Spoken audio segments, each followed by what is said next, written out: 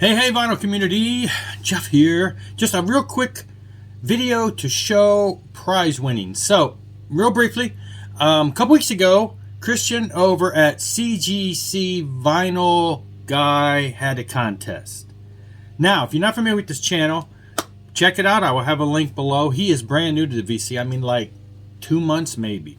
So the contest he had it when he was only about a month old. And so anyway, he was basically did the contest, and the prize was $40 Amazon gift card. Now, I'm approaching this. Anyway, I won. So I won the contest. Woo, yay me. Anyway, so we did the exchange, everything. So now I'm approaching my Amazon wish list, and I'm like, okay, what's the best way to do this? Now, with $40, I could get two $20 albums, two $22 albums, pay the difference. I could get more bang for the buck. But then I got to thinking, so if there's an album on my wish list, I usually try to stick with the range in the 20s, 20 to 25 when I buy records. Under that is great. I love when Amazon drops it down to, 15, 17, whatever, when they're trying to clear out some. So I'm always buying in that more of a budgeted thing. So I would rarely, if ever, buy an album in the $40 range, in the $30-something range. It would have to be something really worth the double album or something amazing, box set or something. I don't really like to go, I either wait for it to go down or end up not buying it. So I thought, I'm going to go through, I sort my wish list, how much they cost from low to high. I scroll up and I'm saying, give me something that's in that upper close to 40, range, something I'm not going to buy on my own. Kind of like, rather than me winning an actual gift, money, I'm thinking of what if somebody were to buy me a record and they went out and bought something in that range. Now that's, again, a range that I'm not going to be really perusing. I'm not going to really be looking through to buy something myself. So I thought, let's do that. It'll be a gift rather than me just getting more bang for the buck. So that's what I did. Scroll through there.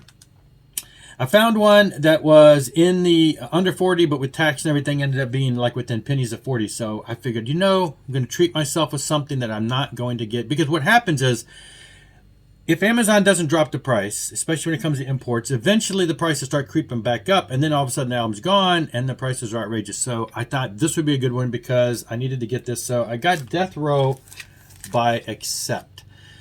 Now, it's been on my wish list for a long time. I picked up the other two albums around the same time because they did drop in price a little. These are all on the Music on Vinyl. So these are recent reissues. They sound wonderful. But this one was always just out of reach of my price range. It was, in the upper 30s. And I thought, I'll wait. But if you wait too long, this is like, I think, a 2018 release. So we're talking 4 years. Eventually, these are going to be gone and they're going to be expensive. So a couple months back, or somewhere in the past year, I had picked up Predator, also a Music on Vinyl release, and Objection Overruled. So if you're not familiar with the Accept discography, Udo Dirkschneider, singer up through the 80s, he left the band or whatever. He's no longer in the band. They got a new singer, put out one album, and then Udo came back.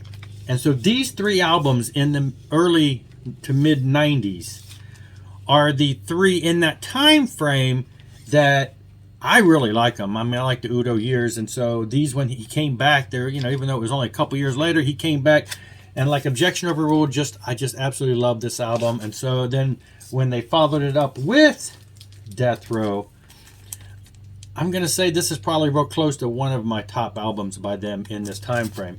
And then Predator, you can see things were starting to fall apart again because Udo doesn't sing on every song, but he does sing here, and it's a great album. So to me, it was like these three are the last three where Udo was involved in this. And then, of course, shortly thereafter, a couple years later, they came back with the current lineup, the new singer. So to me, these are three essential Udo albums for the catalog, aside from the 80s stuff. I wanted to get all three. I had the first two that I needed because, again, the prices had dropped. And I knew this one wasn't going to get cheaper. And it was in that sweet spot for this card. So I went ahead and grabbed it. Perfect for me. Again, I probably had not even scrolled that far into my list to look at that price range because I don't usually do that unless, for some reason, I come into a lot of money, which I'm waiting to happen. But anyway, great. Check out Chris's channel. CGC Vinyl Guy, link below. Make sure you subscribe. He's, pushing 100 subscribers now, and it was great to enter the contest and win the contest and be a winner. And you can be a winner too by checking out his channel, learning a new VC person. I'll be back. Thanks a lot for watching, and rock on and rock hard.